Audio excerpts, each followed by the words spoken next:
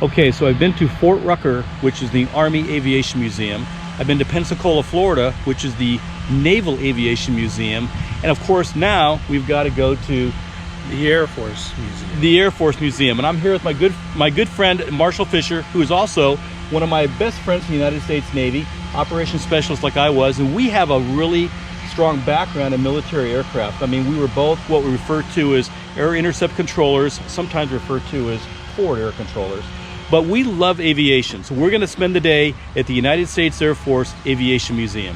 So as you come here to the museum, it actually consists of several large buildings. We haven't gone inside yet, but it's been told to me that it's almost a 2-day experience, but we'll see how much we can get into it. But the first thing you're going to come across is Valor Park here, which is dedicated to all the Medal of Honor recipients in the United States Air Force.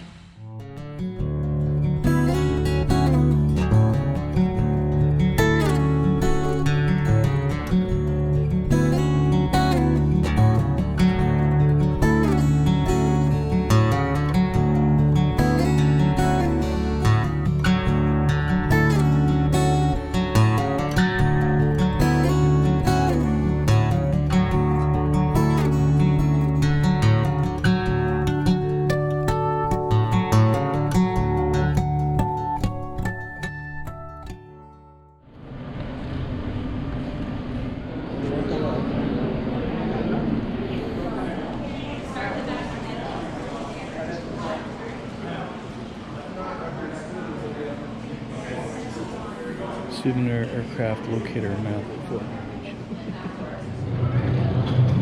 Wow, this is pretty awesome.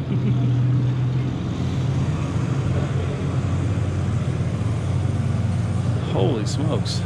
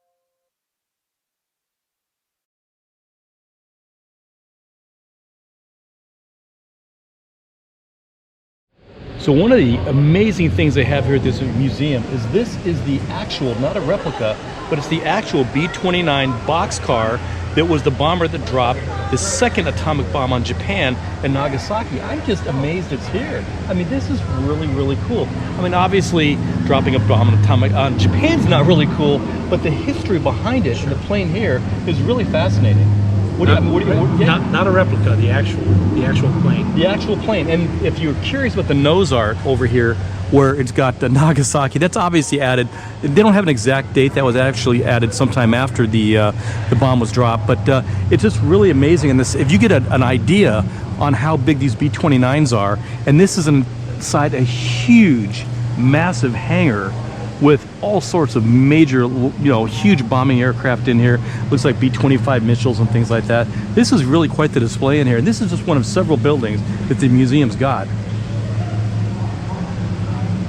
So I'm not sure, but I think the Enola Gay was named after a relative of the pilot. The mother. The mother. I was going to say, I didn't think it was his girlfriend, it was his mother. Yeah. But Boxcar is named after the pilot. The pilot. His last name was Bach. So that's what they call it, Boxcar. Sometimes when people think of Boxcar, they think of B-O-X-C-A-R, like a train. Yeah. But no, it's not. It's B-O-C-K-S-C-A-R, Boxcar. But anyway, just a really interesting piece of history. And one of the other things that this aircraft, after its amazing history with the United States Air Force and the defense of the United States, was actually assigned or placed in mothballs at Davis-Monthan Air Force Base outside of Tucson, which is kind of like the graveyard of military aircraft. I've actually been there. And then they realized it was there, and they said, no, we've got to bring this plane back in the museum and give it the proper recognition that it deserves. And the Air Force people here at this museum have done a really, really great job. So they flew the plane from New Mexico to Wright-Patterson here in 1961. Yes. And it's actually been here since 1961. Right, and what I was telling Marshall was I was even surprised they even got the engine going. Right. Because it was first put in the mothballs, I think it was 1945. 46. 1946. And then it basically sat there from 1946 to 1961. I'm sure they had to have some mechanics go and make sure everything was okay. Sure. You're just not going to, put gas in and take off. Put air in the tires. Yeah, there's a lot of work they got to do on it. But still, the plane hadn't flown for almost a decade and a half before they flew it out here and then to its new home and its rightful place. This is really incredible. This is a photograph of how the Chinese people were able to make runways in very, very rugged terrain so these C-46s could fly over the Himalayas and land on them and supply the Allies and the Chinese people with supplies during the invasion of Japan. But they made them out of hand or hand labor by pushing these massive, it looks like Fred Flintstone wheels. In fact, there's a photograph of one right there, and that's how they packed down the runway.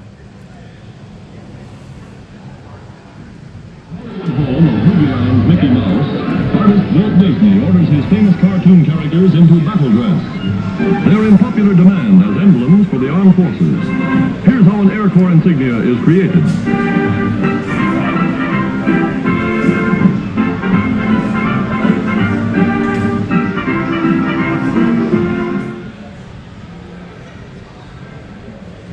Lowest loss rate of all Allied bombers. What kind of bomber is it? It's a B-26. Allied loss less than 1/2 of 1%. That is, and 110,000 sorties. Do they say why it had so few losses? It might have been the altitude. It was bombs bombing from 10 to 15,000 feet, maybe. Yeah. That's just crazy. So this was the bomber you wanted to be in if you were in World War II, that's for sure. That's right. P-38 Lightning. This is what Marshall was saying, this is the bad boy section over here. P-38 Lightning. One of the things I didn't know, although it's got a German swastika on it, these things were heavily used in the Pacific campaign. And for a long time, I always thought the P-51 Mustang, although that was used in the Pacific campaign as well, I thought that was responsible for most of the Zeros that were shot down. But doing some research, no, it was actually the Lightning that actually shot down more Japanese aircraft than any other Allied aircraft during that time. And this is the same aircraft that shot down Yamamoto when he was out doing his inspection tours of the Marshall Islands. It's the P-47. This was an Allied aircraft used extensively in the European theater, but also used in the Pacific theater as well. One of the nicknames to it was called the Jug because it looked like a big milk bottle with a massive engine up front. Wasn't super maneuverable, but it was very fast, especially in a dive, and it had 8 50 caliber machine guns. The storied Memphis Belle flew its first combat mission on November 7, 1942, early in the strategic bombing campaign in Europe. The pilot, Robert Morgan, named the Memphis Belle in honor of his fiancée, Margaret Polk of Memphis, Tennessee, and he carried a picture of her in the cockpit while flying missions.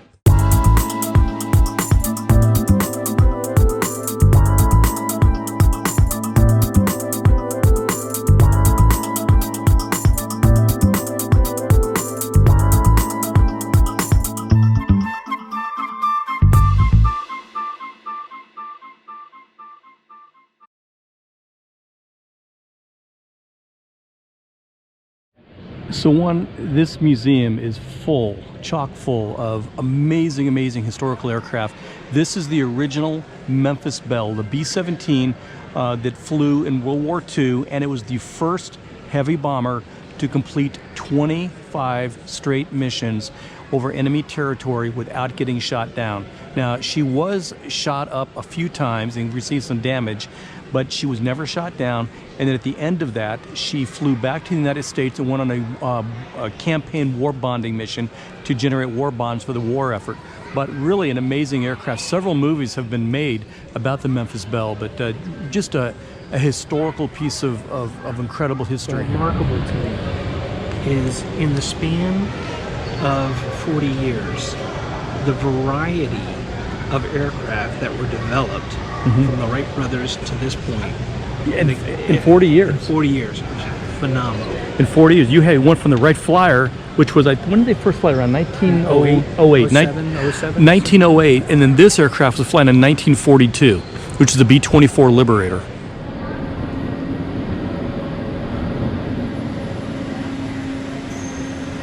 Oh, wow. They have a full B-52 in here. Oh my gosh, look at the size of this building. Flight simulators. Wow.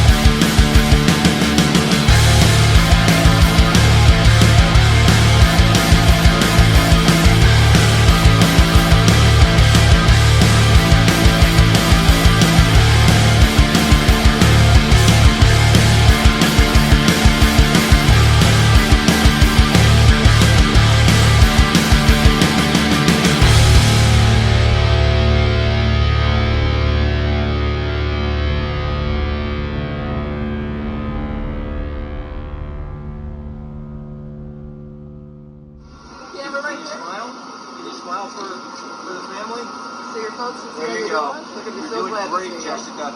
You're doing wonderful, okay? Welcome back. This is amazing. So this place is absolutely, we're not even halfway through, I don't even think. No. And it's already going on 2 o'clock in the afternoon. If you're going to come to this museum, you've got to plan 2 days for this museum. We're just walking through this building because we're going to go through another display. But this is incredible. It's a full B-52. That's an F-105. That's an F-22. That is a massive cargo plane. I'm not sure what that is. That is a massive cargo plane. There are armed Predator drones, obviously simulated armed. That is a Global Hawk, which is if I understand it right, that is the longest range drone that we currently fly. To see that F-22 up close, though, is awesome. Anyways, we're going to continue on down this way to the Cold War Gallery and see what else we got. Oh, there's a bunch. So we're walking towards a Cold War display, and they've got a section here on the Berlin airlift, the Berlin Wall. Oh, look at all these aircraft over here. Various model aircraft.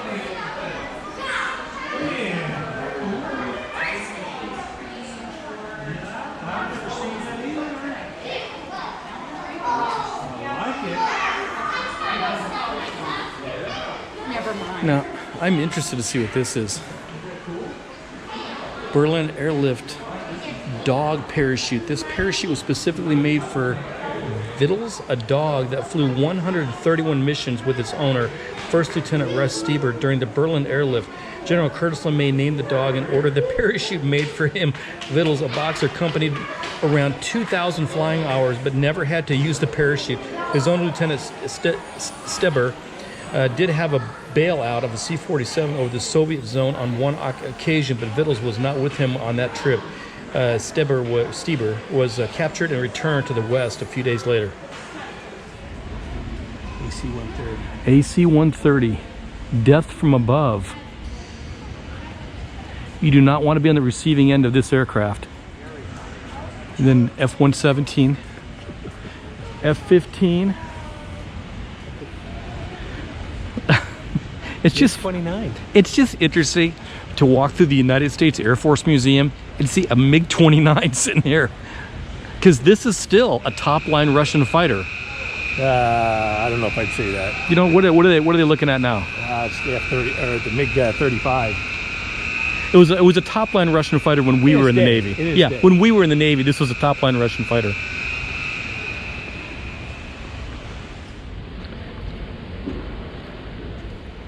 F-4 Phantom. Obviously, I think this is, I'm probably gonna get this wrong, but maybe a MiG-27, 23. And this is what when Marshall and I were in the Navy, this was our adversary. Okay, so talk about gutsy pilots. This is an F-4 Wild Weasel aircraft, and its job was not really air-to-air combat, although I think it did carry some Sparrows, or probably even, maybe in the day it had to carry a Sidewinder. But what these are HARM missiles, and they're anti-radiation missiles. And what they would do is they would purposely want to get a ground-to-air missile radar lock on them. They want to become the target. They want to be painted by the radar, and then inside they would collect the frequency of the radar hitting them, program it into the missile, and then fire the missile before they got shot down and blow up the radar base. Hopefully. That's a gutsy set of pilots right there, because you want to get lit up on enemy's radar, and you actually, you don't want a missile fired at you, but at least lit up by their radar, so you can kind of counteract it and shoot down their own radar. And that's why they carried the ECM pods. Yes. To help prevent if any missiles are fired against them. Right, ECM pod, electronic countermeasures. It's these gray pods right here, and then these missiles are probably both the HARM missiles. The Sparrow missiles look similar to those. Yeah. But these are the HARM missiles. They're bigger, and then that's the ECM pod, and this is probably some kind of electronic data collection point here. I'm assuming also maybe infrared, but it's hard to say. No, I doubt if it's infrared. Probably some kind of electronic. I think it's an ECM pod. Yeah, another ECM pod built into the jet itself. As we walk through here, Marshall and I are testing ourselves. We keep guessing what the name of the individual aircraft are. And so far, we're doing pretty good for a couple of retired Navy guys. But I think this is an F-101 Voodoo. What do you think? It is. F-101 Voodoo. F-104 Starfighter. Widowmaker, yeah. That's a little bit like the Comet from the Nazis. That's basically a flying rocket, too.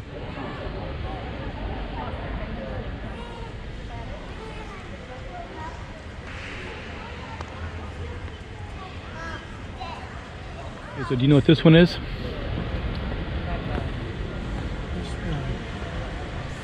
B-36? I think it is a B-36. I believe it's called a Peacemaker because it's got the propellers in the back. B-36? And I believe it's, yeah, B-36. Because this is the Flying the President section. And this is the aircraft that President Roosevelt flew in during World War II. That is really neat.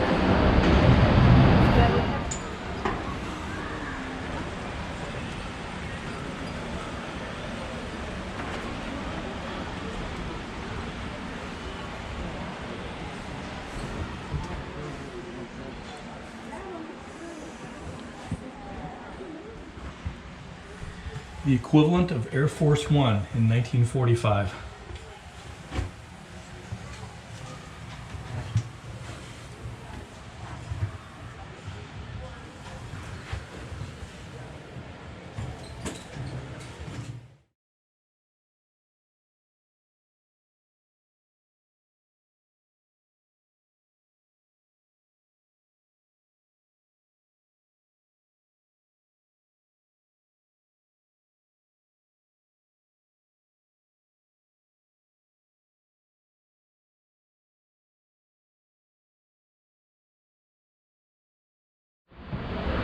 Okay, so we've had the biggest error we've had since we've been here. A couple of Navy guys. We saw this, first I thought this was an Electra, and then it turned out to be a Constellation.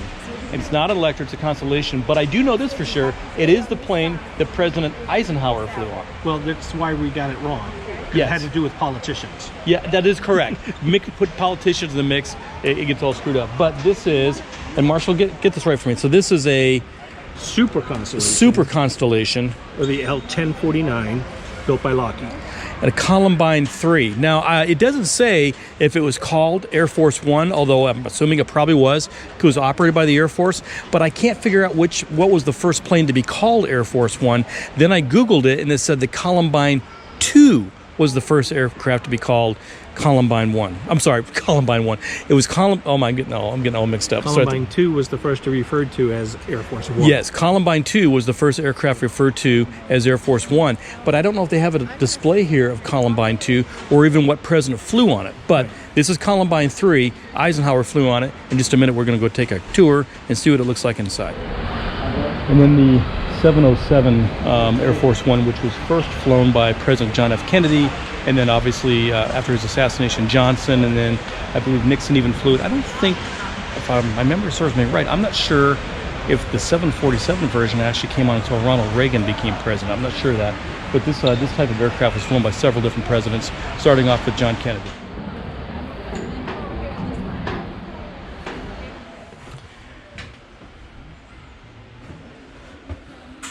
Weapons on display are non-functioning. Oh, do you see that? That's where the Secret Service kept their guns.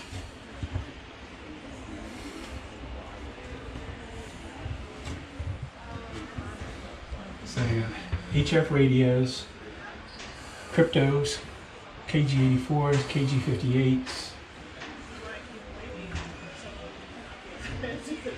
Obviously the ability to probably communicate just about anywhere in the world. Right.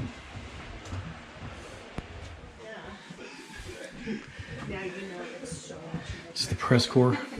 Oh, I know. This is where Johnson, this area is where Johnson was sworn in. Oh. All the telephones up there somewhere. This is the exact area where President Johnson was sworn in as president after getting ready to depart Dallas after President Kennedy was assassinated. Walking through history, Marshall. Yep.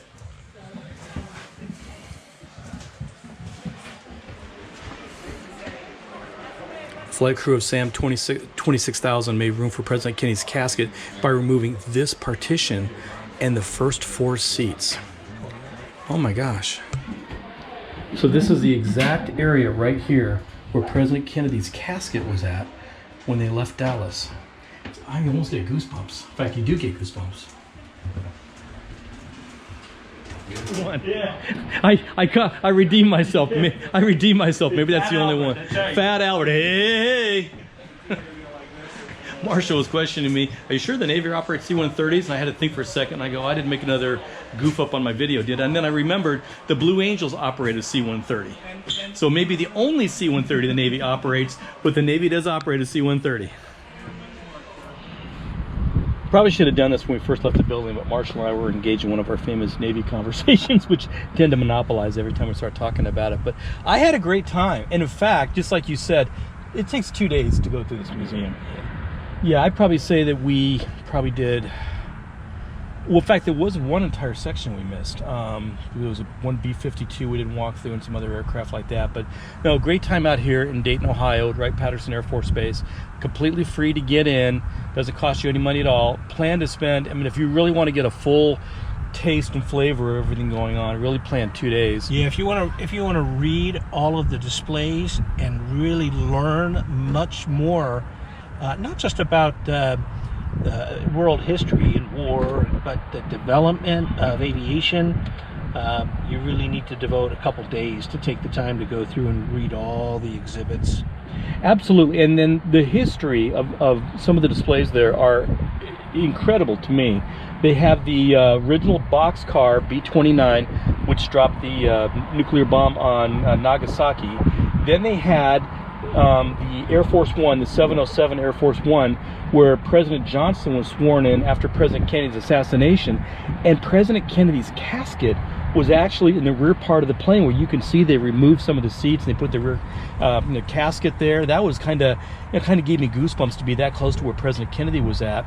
Then they had the original C-141 Starlifter, I believe, where they took out the original, or the first, I should say, the first 40 POWs they released in North Vietnam. And that's just what we saw. There's probably other historical displays there I didn't quite see, but the amount of history there, military history, is pretty awe-inspiring. And there was quite a few times where we turned to each other and said, I didn't know that. Yeah, I didn't know that. So anyways, yeah, highly recommend this. There's yet to be a military museum that we have not highly recommended, but the Air Force has really gone all out on this one, and that's coming from a couple of Navy sailors here.